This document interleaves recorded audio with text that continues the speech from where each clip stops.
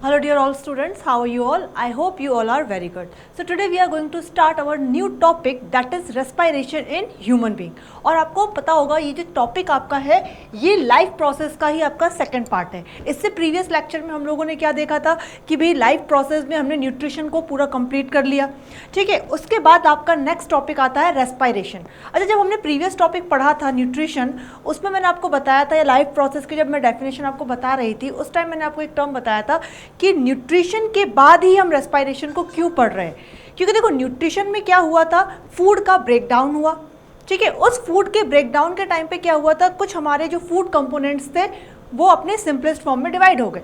अब ये जो सिंपलेस्ट फॉर्म में जो फूड आया उस फूड में एक कंपोनेंट था जिसको हमने कहा ग्लूकोज, और ग्लूकोज क्या है, is a source of energy, ये भी हमने बात की थी। तो देखो ग्लूकोज का एसिमिलेशन होना, क्योंकि जब हम क्या पढ़ते हैं एज अ होलोजोइक ऑर्गेनिज्म के बारे में बात करते हैं तो सबसे पहले क्या होता है, इंजेशन, डाइजेशन, फिर होता है एब्जॉर्प्शन, फिर होता है एसिमिलेशन। जो फूड हमने क्या किया, एब्जॉर्ब किया था by the process of digestion, अब उसका करना है यूटिलाइजेशन, उसे हम कहते हैं रेस्पायरेशन। अगर आपसे कोई पूछे कि रेस्पायरेशन क्या है, जो आपने फूड का इंटेक किया जिसमें हमारा सोर्स ऑफ एनर्जी था ग्लूकोज, उस ग्लूकोज का फर्दर ब्रेकडाउन करना, या ये कह सकते हैं उस फूड को आगे बर्न करने की प्रोसेस को ही कहा जाता है respiration. Burning of glucose in the presence of O2 is called respiration, and in this process carbon dioxide is released as a byproduct. Okay, तो ये जो हमारा सिंपल सा एक डेफिनेशन है, आप इसको लिखना भी चाहो तो क्या लिखोगे ना, रेस्पिरेशन क्या है, the basic process, basic life process है, ये बेसिक लाइफ प्रोसेस है। क्यों, हमने स्टार्टिंग में पढ़ लिया था कि 4 बेसिक लाइफ प्रोसेस है, उसमें से एक प्रोसेस ये भी है, the basic life process in which what, oxidisation of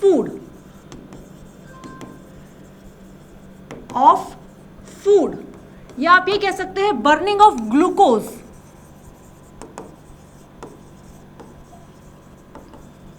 in the presence of O2 is called respiration. अब और अगर बात की जाए तो utilisation of glucose is also called respiration. एक और डेफिनेशन लिख सकते हैं, utilisation of glucose is also called respiration. अब एक और डेफिनेशन बना सकते हैं, फॉर्मेशन ऑफ एनर्जी या formation of ATP is also called respiration. क्यों, क्योंकि भाई हम जब रेस्पायरेशन की बात कर रहे हैं तो बन क्या रहा है, एनर्जी बन रही है, और हमारी बॉडी में जो energy as a stored form में आती है वो होती है ATP के फॉर्म में। और एनर्जी मिलती किससे है, कौन से फूड कंपोनेंट से मिलती है, दैट इज द ग्लूकोज। तो ये चीज ध्यान रखना कि जब भी हम बात करते हैं, प्रिंट एक्सपोर्ट होने लगा, सो फॉर्मेशन ऑफ ATP भी हम कहते हैं। देखो जब भी हम बात करते हैं रेस्पायरेशन की, तो रेस्पायरेशन की प्रोसेस होती कहाँ है, रेस्पायरेशन की प्रोसेस होती है हमारे सेल के अंदर, इसीलिए हम रेस्पायरेशन को सेलुलर रेस्पायरेशन भी कहते हैं। अगर एक टर्म और बात की जाए, it is also called cellular respiration. अच्छा देखो, जो फूड हमारा क्या हुआ था and the time of assimilate हुआ था, यानी कि जब एब्जॉर्ब्ड हुआ हमारे फूड न्यूट्रिएंट, और वो न्यूट्रिएंट हमारे कहाँ पहुँचे, ब्लड स्ट्रीम के थ्रू हमारे सेल्स में पहुँचे।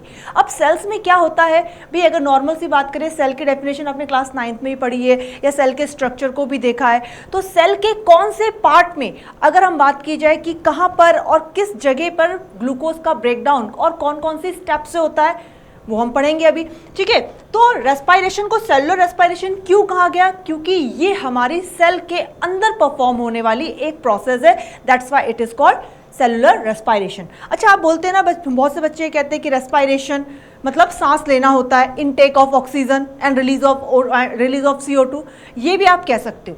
लेकिन क्या है कि रेस्पायरेशन हमारा क्या है, पर्टिकुलर एक ऐसी प्रोसेस है जो सेल के अंदर होती है, और जब हम बात करें इनटेक और इनहेल या फिर एक्सेल ऑफ द, क्या कहते हैं, inhale of O2 and exhale of CO2 की बात की जाए, तो ये प्रोसेस आपकी ब्रीदिंग कहलाती है, ठीक है। तो ब्रीदिंग, अगर रेस्पिरेशन की अगर मैं बात करूं तो ब्रीदिंग क्या है? ब्रीदिंग एक हमारी मैकेनिकल प्रोसेस है जिसको हमें पता चलता है इनटेक एंड एक्सेल करना। तो ये हमें फील हो रहा है, ये सारी कैसी लंग्स में परफॉर्म हो रही है, लेकिन रेस्पिरेशन कहाँ हो रहा है? हमारे सेल के अंदर हो रहा है, इसलिए इसको कहते हैं सेलुलर रेस्पिरेशन भी कहते हैं। अच्छा देखो, रेस्पिरेशन को अगर आगे और फर्दर समझा जाए तो अगर मैं बात करूँ जो सेल है, सेल के अंदर क्या प्रेजेंट होता है? अभी मैं बता ही रही थी कि सेल के अंदर होती है हमारी रेस्पिरेशन। तो सेल के अंदर भी कुछ पार्ट होते हैं।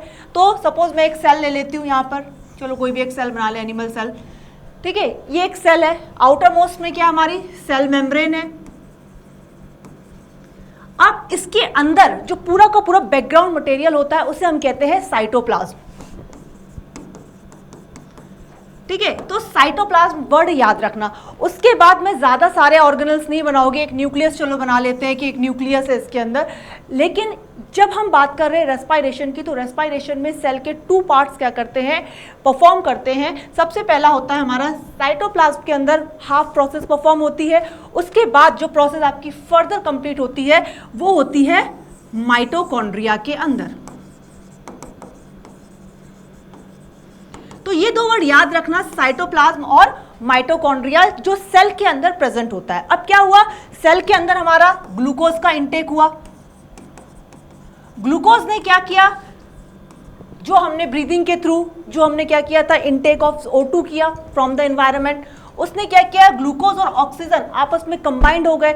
आपस में कंबाइंड होने के बाद रिलीज क्या हुई, CO2 रिलीज हुई, कुछ वाटर के मॉलिक्यूल रिलीज हुए और साथ में बना ATP।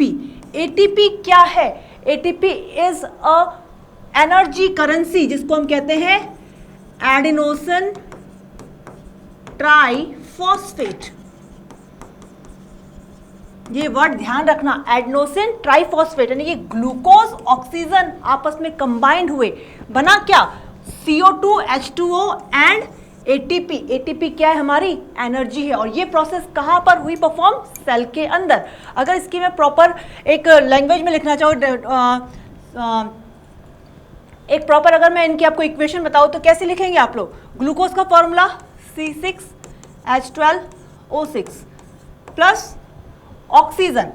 अब ये प्रोसेस कहां परफॉर्म हुई, सेल के अंदर ये सारी चीजें पहुंची और बनाया क्या, कार्बन डाइऑक्साइड, वाटर और बना हमारा ATP, जिसे हमने कहा एडिनोसिन ट्राइफॉस्फेट। अच्छा देखो, इस प्रोसेस में अगर मैं ध्यान से देखूं तो कुछ चीज़ों को अगर मैं स्टेप वाइज डिवाइड करना चाहूँ तो कैसे करेंगे रेस्पिरेशन में। सबसे पहले मैकेनिज्म बात करें, अगर मैकेनिज्म ऑफ रेस्पिरेशन या स्टेप्स ऑफ रेस्पिरेशन को देखें तो सबसे पहले क्या हुआ, intake of O2, intake of O2। फिर क्या हुआ, जैसे इनटेक हुआ उसके बाद कार्बन, उसके बाद जो ग्लूकोज था उसका ऑक्सीडेशन हुआ, भाई ऑक्सीजन उससे आके अटैच हो रहा है। देन ऑक्सीडेशन ऑफ फूड या फिर ग्लूकोज, ये फूड क्या है हमारा, ग्लूकोज है। जैसे ही ग्लूकोज का ऑक्सीडेशन हुआ, then what happen, formation of CO2, formation of CO2 and then the last 4th step में क्या देखने को मिला हमें, ATP स्टोर हो गई, यानी कि again formation of ATP, formation of ATP।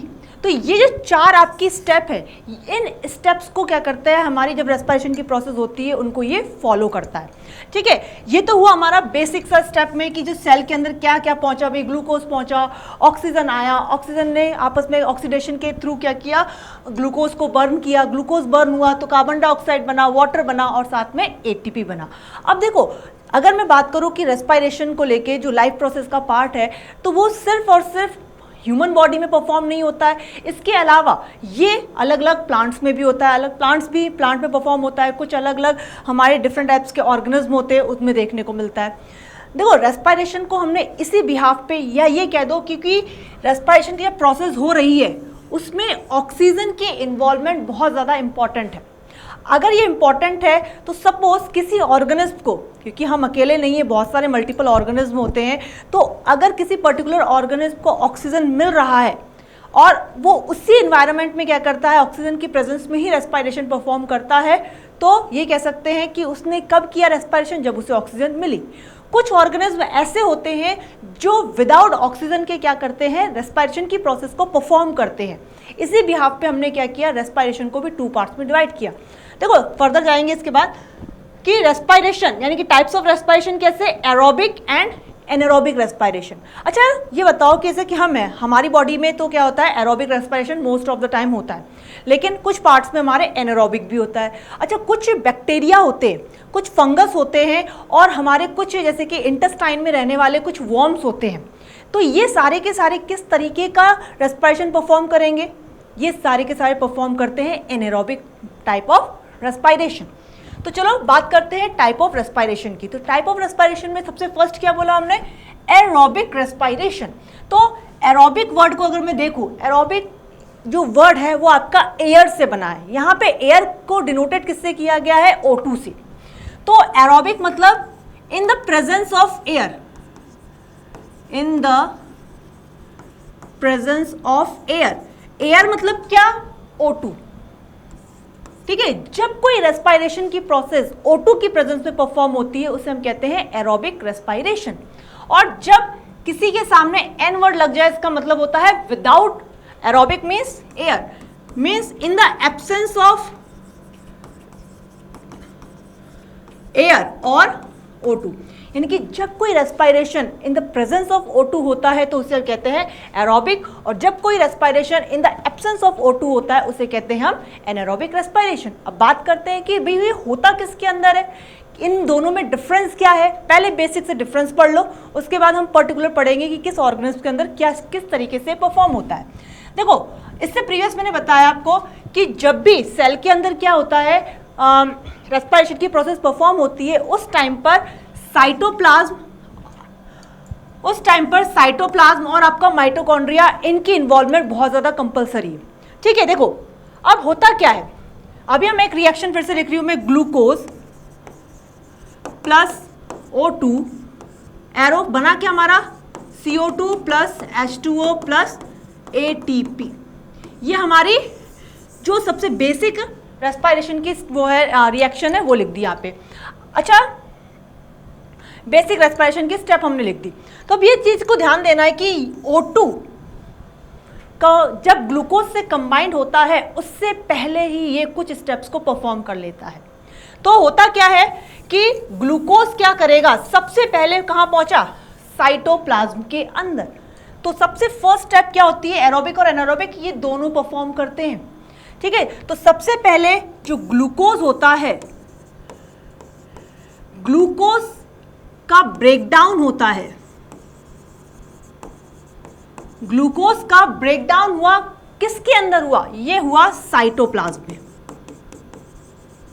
और ये चीज ध्यान रखना कि जब ग्लूकोज अपने मॉलिक्यूल में टूटता है तो उसे हम कहते हैं ग्लाइकोलाइसिस।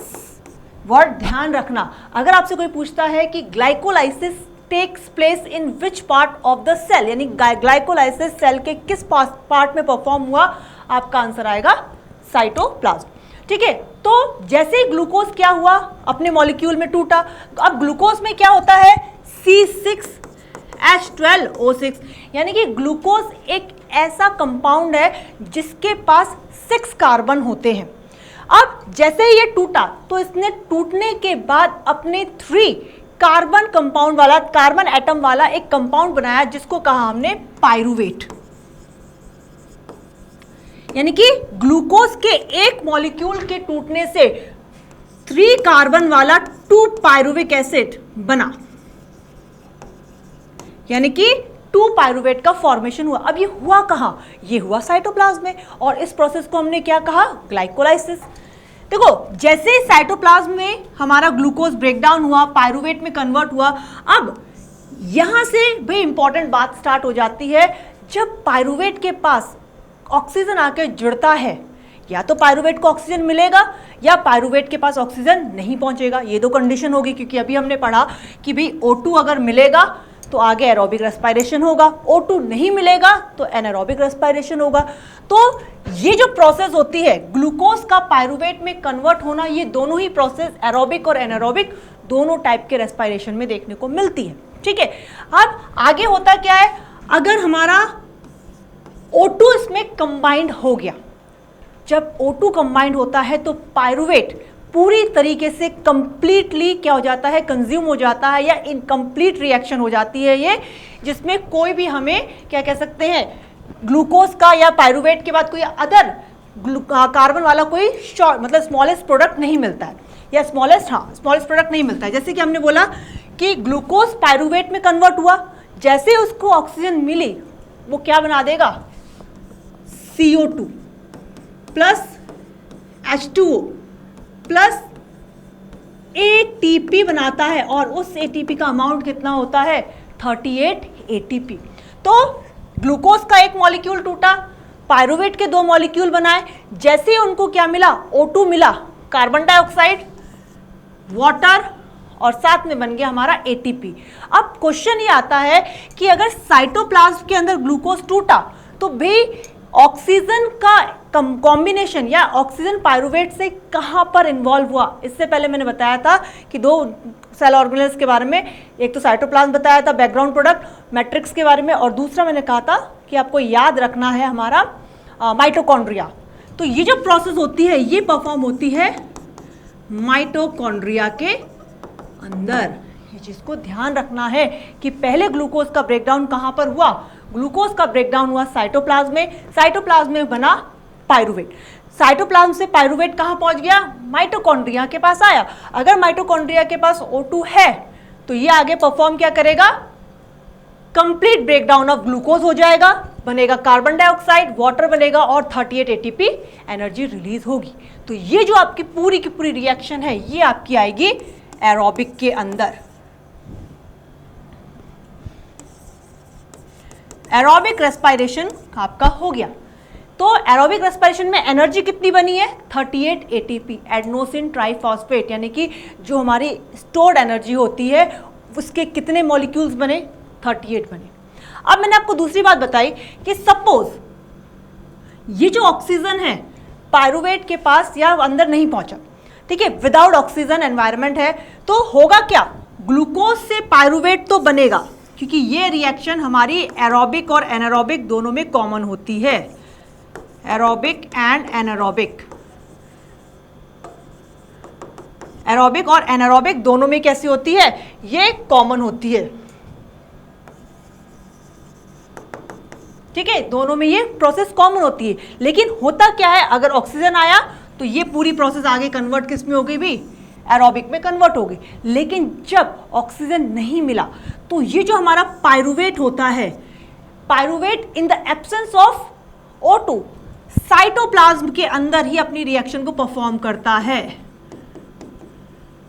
और अब बात आती है कि पायरुवेट को क्या नहीं मिला, O2 नहीं मिला। जब O2 उसको नहीं मिलेगा तो अब वो क्या करेगा, आगे साइटोप्लाज्म के अंदर ही पायरुवेट के और छोटे मॉलिक्यूल में कन्वर्ट होना स्टार्ट हो जाएगा, ठीक है।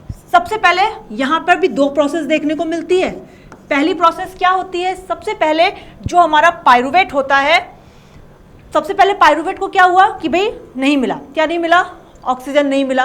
तो सबसे फर्स्ट हम बात करेंगे कि प्लांट में, अगर ये प्लांट में देखने को मिल रहा है या फंगस में देखने को मिल रहा है या बैक्टीरिया में देखने को मिल रहा है, ठीक है, तो इस प्रोसेस को एक पर्टिकुलर नाम दिया है फर्मेंटेशन, ठीक है। तो फर्मेंटेशन की प्रोसेस कहाँ देखने को मिलेगी हमें, जैसे मैंने बात की आपको, फंगस ले लो, हमारा ईस्ट। अगर सोचो कि पायरुवेट जो है ईस्ट के अंदर बन रहा है, तो ईस्ट क्या करेगा, जो ईस्ट की जो सेल्स होगी वो विदाउट ऑक्सीजन की प्रेजेंस में वर्क करना स्टार्ट करेगी और ये फॉर्म करेगी अल्कोहल को, C2H5OH, यानी कि यहाँ पे आपका अल्कोहल का फॉर्मेशन स्टार्ट हो जाएगा, C2H5OH। साथ में बनेगा कार्बन डाइऑक्साइड भी बनेगा और बनता है इसके साथ में आपका ATP, लेकिन ATP का अमाउंट होता है बहुत कम, that ATP is only in 2 molecule, यानी कि ATP के कितने मॉलिक्यूल बनते हैं, सिर्फ 2 मॉलिक्यूल। और अगर यही पायरुवेट आपका मसल सेल्स में देखने को मिले, मसल सेल्स मतलब ह्यूमन बॉडी के अंदर देखने को मिलता है, तो ये कन्वर्ट किस में हो जाता है, लैक्टिक एसिड में, lactic acid plus 2 ATP energy के फॉर्म में ये कन्वर्ट हो जाता है। तो ये आपकी एक रिएक्शन होगी। अब आपकी एनसीईआरटी में क्या दिया हुआ है, देखो एनसीईआरटी में आपका कुछ इस तरीके से बना हुआ है, फिगर दिया हुआ है आपका पूरा, जिसमें उन्होंने दोनों टाइप की, तीनों टाइप की आपकी रेस्पिरेशन की प्रोसेस को समझाया है। देखो सबसे पहले मैंने भी अभी बताया था आपको कि जो आपका ग्लूकोज होता है, ग्लूकोज जो होता है आपका, वो सबसे पहले कन्वर्ट किस में होता है, पायरुविक एसिड में या पायरुवेट में कन्वर्ट होता है। ये प्रोसेस होती कहाँ है, साइटोप्लाज्म के अंदर। और ये दोनों ही प्रोसेस कैसी है, कॉमन है एरोबिक और एनारोबिक के लिए। और इस ग्लूकोज के ब्रेकडाउन को जस्ट मैंने बताया था क्या कहते हैं, ग्लाइकोलाइसिस कहते हैं, यानी कि breakdown of glucose inside the cytoplasm is called glycolysis. जैसे ही ग्लाइकोलाइसिस से क्या बना, पायरुवेट। देखो ग्लाइकोलाइसिस में कितने ग्लूकोज के मॉलिक्यूल है 6 और पायरुवेट में कितने मॉलिक्यूल है 3। अब यहां पे क्या हुआ, पायरुवेट के पास आके जुड़ गया O2। अगर O2 जुड़ता है तो, या O2 नहीं मिलता है तब क्या होता है, देखो लैक ऑफ ऑक्सीजन यहां लिखा हुआ है, लैक ऑफ ऑक्सीजन। अगर ऑक्सीजन नहीं है, यहां पर भी एब्सेंस ऑफ ऑक्सीजन, यानी कि ऑक्सीजन नहीं है। ये प्रोसेस कहां हो रही है, ईस्ट में। ये प्रोसेस कहां हो रही है, मसल्स में। तो जैसे ही एब्सेंस ऑफ ऑक्सीजन होता है तो बनता है एथिल अल्कोहल, या इसको एथेनॉल भी कहते हैं, कार्बन डाइऑक्साइड और एटीपी, यानी कि एनर्जी। और यहाँ पे कितनी एटीपी बनती है, 2 एटीपी, क्योंकि ऑक्सीजन उसे नहीं मिला। अब लैक ऑफ ऑक्सीजन की बात मैं करूँ, अगर मसल्स में हो रहा है तो बनता है लैक्टिक एसिड और एनर्जी। और ये एनर्जी की वैल्यू भी कितनी होती है, अमाउंट 2 एटीपी ही होता है। अब अगर प्रेजेंस ऑफ ऑक्सीजन है तो ये कहाँ परफॉर्म होगा, भाई माइटोकॉन्ड्रिया में। छोटे छोटे वर्ड्स को याद रखना कि कहाँ पे कौन सी प्रोसेस परफॉर्म हो रही है। ऑक्सीजन अगर आ गया तो माइटोकॉन्ड्रिया में हुआ, बना क्या, कार्बन डाइऑक्साइड, वाटर, और ये जो एनर्जी है ये सबसे ज्यादा बनती है एरोबिक रेस्पिरेशन में, जिसे कहते हैं हम 38 एटीपी। ये चीज़ों को ध्यान रखना, जब आपसे डिफरेंस बिटवीन पूछा जाता है एरोबिक और एनारोबिक में, तो आपको ये सारी स्टेप्स लिखनी है, बताना है आपको किस तरीके से ये हो रहा है। तो यही मैंने जस्ट आपको भी समझाया था पूरा कि एरोबिक और एनारोबिक रेस्पिरेशन क्या होता है। ठीक है, अब हम नेक्स्ट टॉपिक में इसमें देखेंगे कि जो एटीपी का फॉर्मेशन हुआ था माइटोकॉन्ड्रिया के अंदर, कि माइटोकॉन्ड्रिया में हुआ है तो कैसे हुआ है। ठीक है, और इसके साथ ही साथ हम एरोबिक और एनारोबिक का पूरा डिफरेंस बिटवीन को और डिस्कस करेंगे।